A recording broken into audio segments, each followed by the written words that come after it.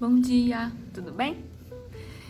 Olha só, eu vim falar hoje sobre esse livro aqui, Vá Mais Longe, Treine Sua Memória e Sua Inteligência,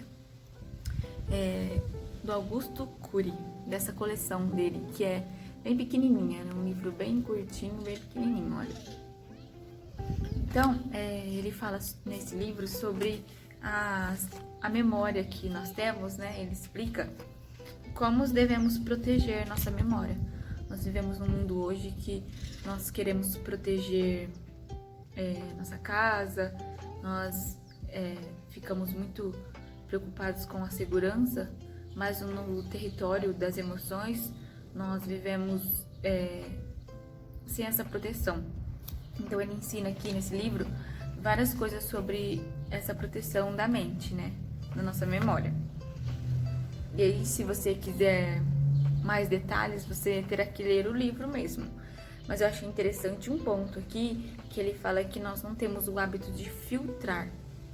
Como seria esse hábito de filtrar? Nós recebemos uma experiência ruim. Pode ser ela de qualquer natureza. Pode ser em forma de crítica, de traumas, de várias coisas que vêm de fora que nos atinge. Ou uma perda de uma pessoa, várias coisas. Nós transformamos elas em janelas traumáticas que nós vivemos elas todos os dias retornando naquele ponto, ou de uma vergonha que nós passamos, nós ficamos retornando até ela de maneira intensa e com muita dor, raiva, tristeza, vergonha. E com esse tipo de caminho que nós criamos, nós não protegemos a nossa emoção e ela vai se tornando uma janela forte, que ele fala de duplo P. Essa janela de duplo P, ela se torna poderosa dentro da gente e fica meio traumático, né? Nós vivemos retornando até ela e depois ela se torna inconsciente.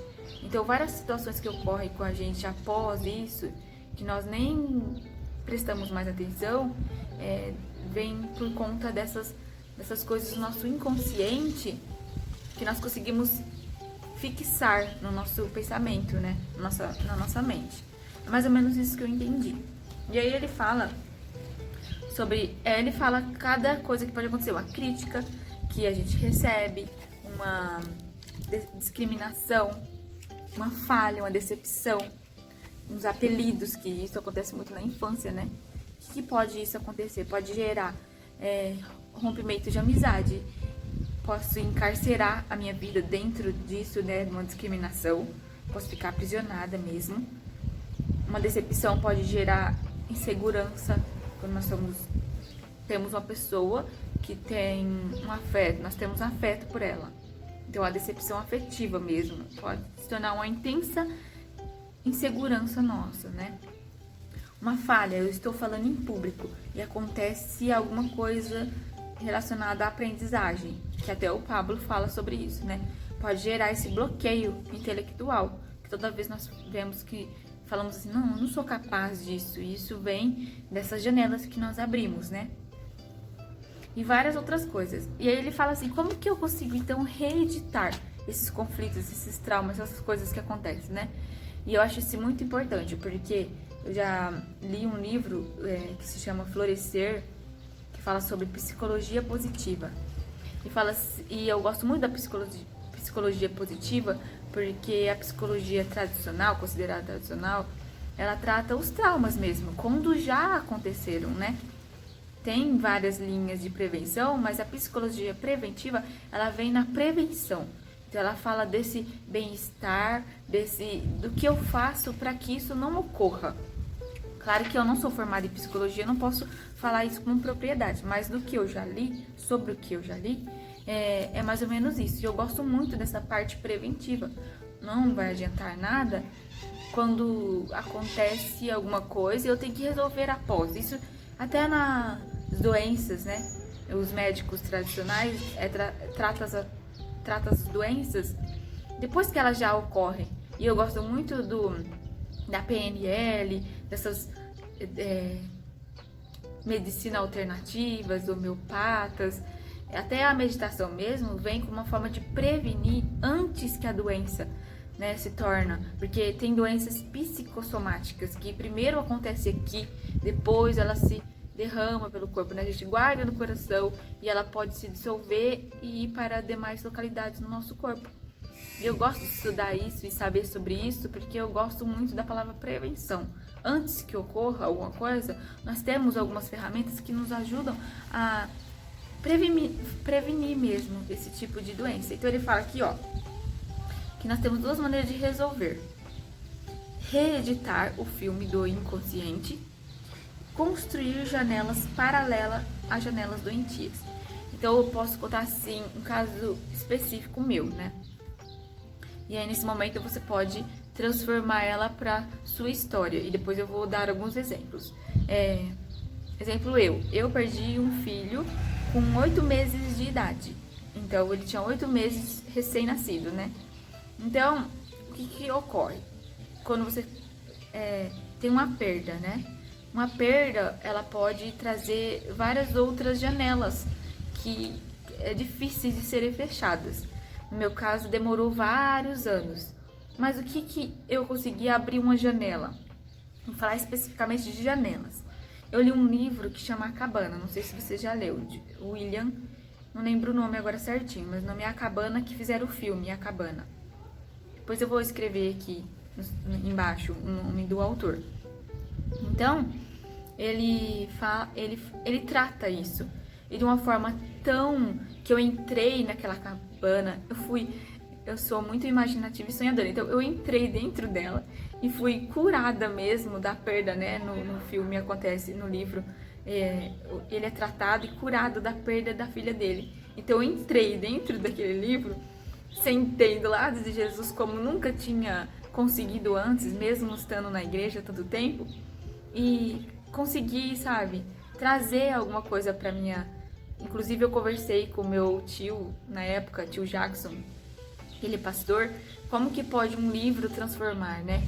E é esse o intuito, né? Não é... Tem várias maneiras que as pessoas usam pra te tocar, e uma delas, pra mim, é transformar através de livros. Então, eu recebi esse começo dessa cura através desse livro. E depois, o que aconteceu?